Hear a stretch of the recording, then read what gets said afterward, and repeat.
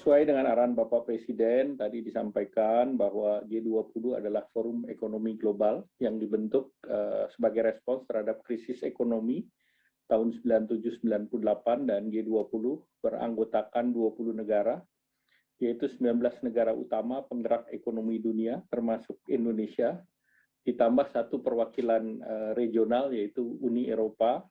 yang memiliki PDB terbesar di dunia. Kelompok ini berkontribusi pada 85% PDB dunia, 75% perdagangan internasional, dan 80% investasi global, dan jumlah populasinya adalah 2/3 dari penduduk dunia. Mandat G20 adalah menciptakan pertumbuhan ekonomi global yang kuat, berkelanjutan, seimbang, dan inklusif. Sebagai forum yang lahir dari krisis global, G20 diharapkan menjadi role model bagi masyarakat internasional untuk memberikan solusi atas tantangan ekonomi global seperti krisis 98, resesi global 2008, dan pada situasi pandemi seperti ini. Dalam menentukan presidensi G20, memiliki mekanisme yang disebut regional basket rotation, di mana saat ini adalah giliran kelompok pemerintahan di Asia, di mana presidensi G20 di tahun 2022 merupakan pertama kali bagi Indonesia menjadi tuan rumah dari presidensi G20, dan baru 4 negara, yaitu Jepang, RRT, Korea Selatan, dan Saudi Arabia, yang sudah pernah menjadi tuan rumah presidensi G20. Mandat presidensi Indonesia diperkuat oleh kesepakatan di KTT G20 tahun 2020 di Riyadh, Saudi Arabia, dan dengan menjadi presidensi G20, Indonesia memiliki kesempatan secara strategis untuk ikut menentukan arah desain kebijakan pemulihan ekonomi global, terutama pada masa pasca pandemi COVID-19 ini. Untuk memastikan kelancaran pelaksanaan presidensi G20, berbagai persiapan sudah disiapkan, dan salah satunya adalah keputusan Presiden yang tadi sudah disebut terkait dengan panitia nasional yang tadi sudah dijelaskan oleh Pak Menkominfo. Kemudian Bapak Presiden Bapak Joko Widodo akan menghadiri penutupan KTT G20 di Roma pada tanggal 30-31 Oktober mendatang, dan di sana Bapak Presiden akan menerima secara resmi penyerahan tongkat estafet presidensi G20 dari PM Italia kepada Presiden Republik Indonesia, dan pada saat itulah, pada tanggal 1 Desember, Indonesia akan resmi menjadi presidensi G20. Beberapa rangkaian yang dipersiapkan antara lain ada 150 pertemuan dengan beberapa side event sepanjang tahun dari tanggal 1 Desember sampai dengan 30 November 2022. Rangkaian ini merupakan antara lain working groups, tingkat Sherpa, tingkat finance, deputies, pertemuan tingkat menteri, hingga KTT yang akan dihadiri oleh seluruh kepala negara dan kepala pemerintahan. Jumlah delegasi per pertemuan sekitar 500 sampai dengan 5.800 orang per event sepanjang tahun, dan sesuai dengan arahan Bapak Presiden, pertemuan akan dilakukan secara hybrid dengan mempertimbangkan kondisi pengendalian COVID dan juga dilakukan secara fisik sesuai dengan parameter-parameter yang ada. Oleh karena itu, Indonesia memastikan bahwa pertemuan side event di bawah presidensi Indonesia akan mengikuti parameter kesehatan, menerapkan protokol kesehatan, dan melakukan level assessment terhadap pandemi sesuai dengan standar WHO, dan tentu terkait dengan persyaratan vaksinasi tentu ditentukan dan dilaksanakan di berbagai daerah yang ketersediaan rumah sakitnya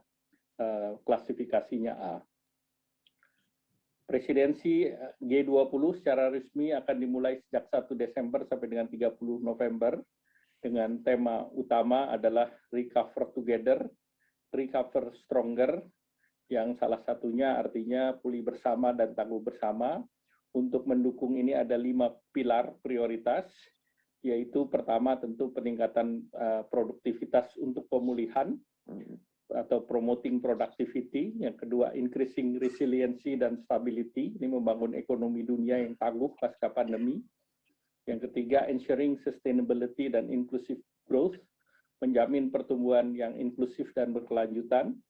Enabling environment and partnership, ini menciptakan lingkungan kondusif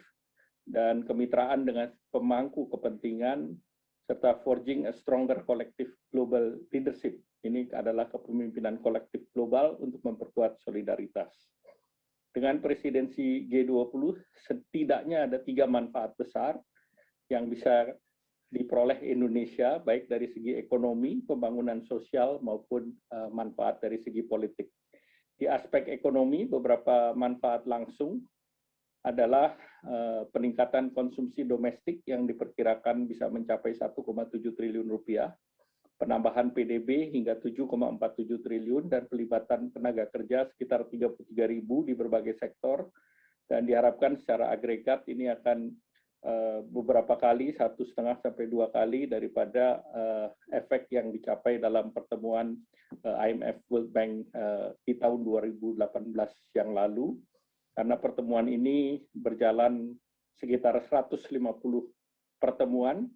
selama 1 tahun atau selama 12 bulan. Nah, selain itu, bagi Indonesia ini juga menjadi momentum untuk menampilkan keberhasilan reform struktural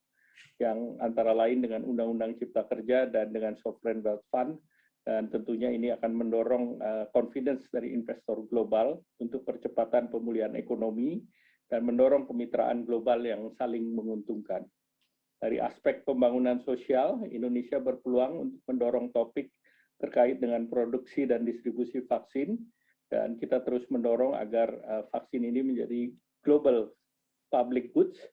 dan juga aksesibilitas bagi masyarakat Indonesia dan negara berkembang yang berpendapatan rendah.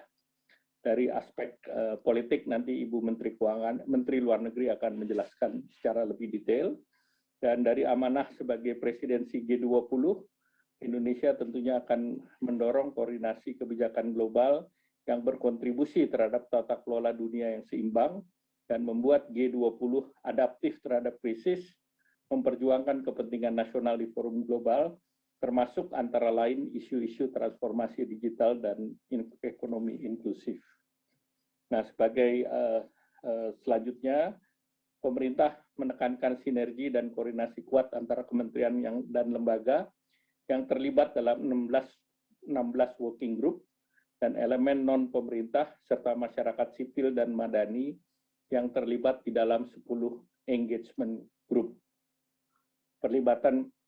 berbagai unsur lapisan masyarakat ini tentunya mengindikasikan demokratisasi dalam pembahasan